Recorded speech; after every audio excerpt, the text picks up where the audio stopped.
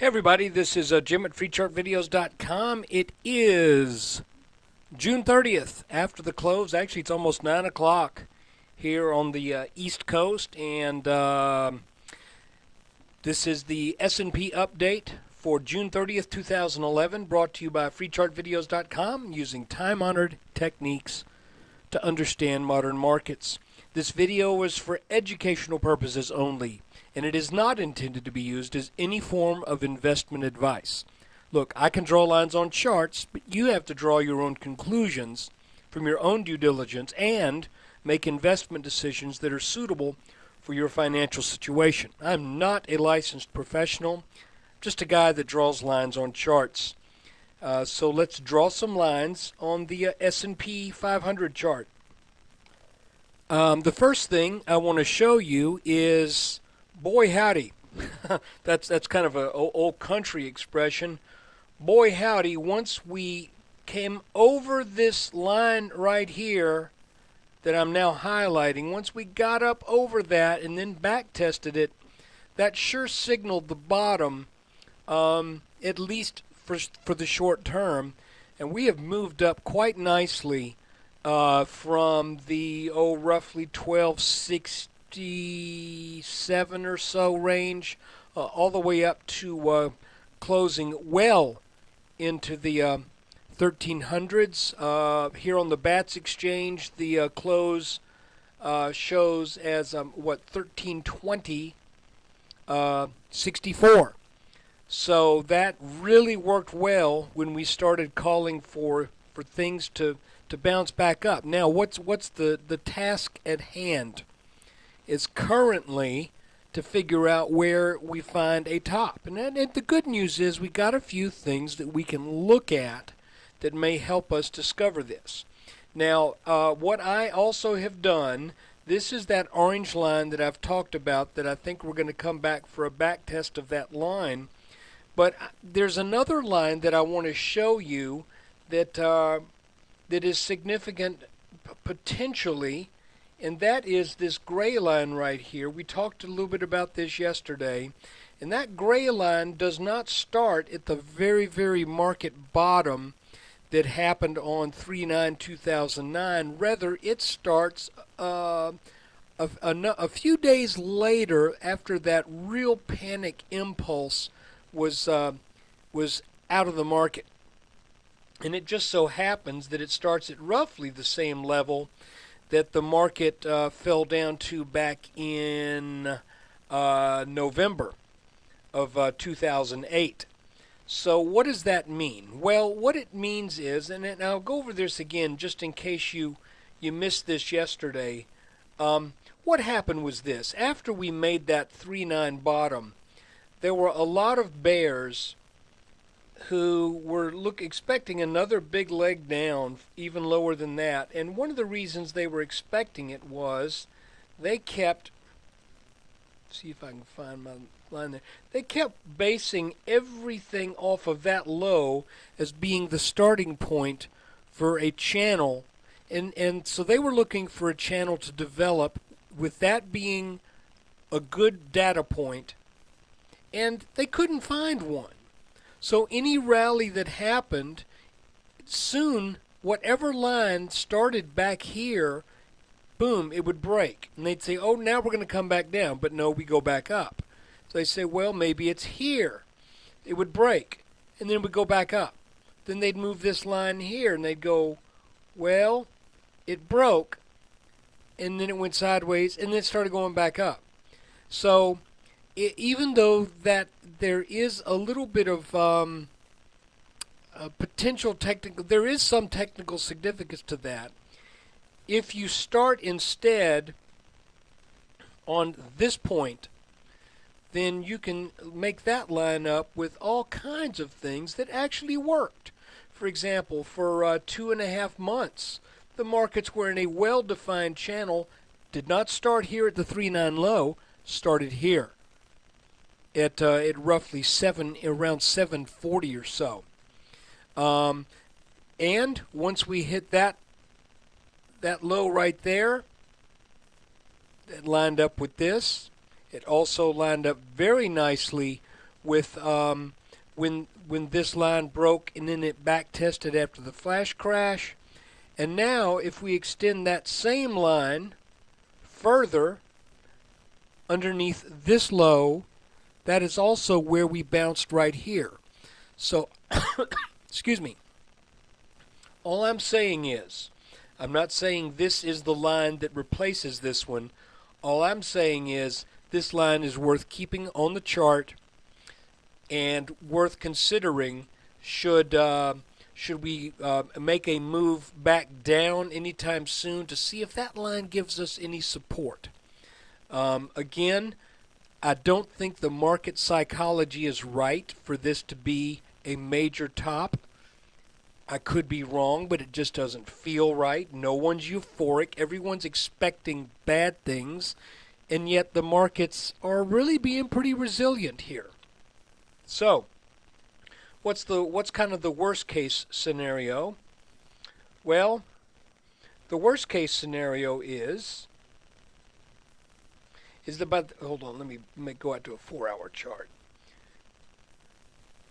If you're a bear, then what you're looking for is you're looking for a rally on this right side that will not get much over 1340 or 1340 and small change, setting up what would be a head and shoulders top. That is a distinct possibility.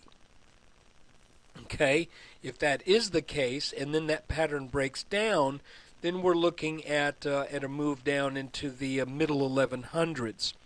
However, and again this line has gotten wonky on me there.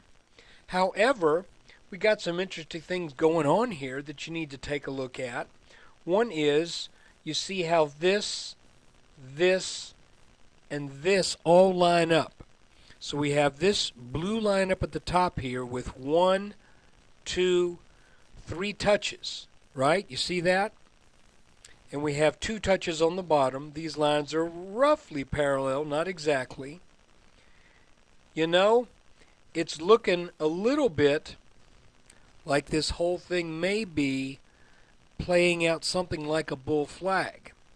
We'll know in a bit. But here's kind of what I'm seeing here, and it's interesting because there's going to be some competing chart patterns, some competing lines.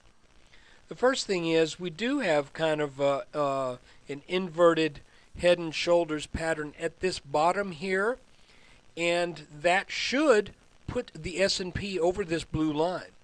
If the S&P gets over that blue line, then it should find resistance here or here, and I would also expect at some point a back test.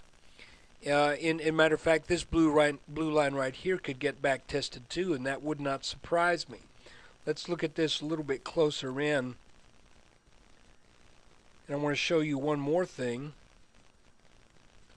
And that is the move off this bottom has been in a pretty well-defined little channel. If we look at it on a, let's say a 10-minute chart, you can see it's not perfect, but the last 1, 2, 3, 4 days have hit this top line 1, 2, 3, 4, 5 times, have hit the bottom line 1, almost 2, call it 2, 3, a little under it here 4, 5 times. So this is I think the market's doing us a little favor here. If we break out over that blue line, the light blue one right here, then a touch up here should be met with resistance. So I would expect if the markets move up again tomorrow, I would expect resistance at this line and again at this orange line. If this bottom line breaks, then we may be setting up a back test to either this blue line or back to this purple line here, both of which kind of serve as necklines, and I don't think it really got a real adequate back test. Now, what I'm going to show you next is something that's kind of interesting. A lot of people have been saying that they believe that the Dow transportation index, the Dow 20, is kind of giving us heads up move that the Dow transportation index are leading the market a little bit. I want you to look at this blue line right here. Again, here's a touch, and that's where we ended today. Now let's look at the Dow transportation index and see where it is in relation to this same line. Here's the Dow Jones transportation average index, the Dow Jones 20, and look here. There's that blue line, and what happened? Well, it hit that line and found resistance yesterday. Today, it broke up over it. So if the Dow Jones transportation average is an indication of what may happen tomorrow,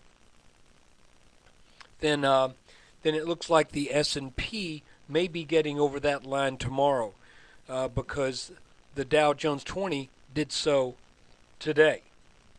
And I might add, as did the Dow Jones Industrials. So it looks to me like the industrials are probably going to be heading up to attack this green line. Look, you see, if this is that potential bull flag, look what's happened here. This one has broken out to the upside. Now again, it could be just kind of a reaction to this extreme downswing, and it could be that the market still needs to go sideways for a bit. But I think it's interesting that the Dow Jones Industrials have broken that line. The Dow Jones Transports have. Let's take a look at the Nasdaq. So here is the Nasdaq, and you can see the Nasdaq has not taken out that line. So this is certainly interesting. We've got the Nasdaq looking like it's coming up to resistance. We've got the S&P sitting at that same line, and then we have the Dow Jones averages, both the transports and the industrials, that have taken that line out. So this is really going to be interesting to see what happens here over the next couple of days. By the way, while I've got you here, I just want to remind you that I really do need to get some more web traffic going at the website.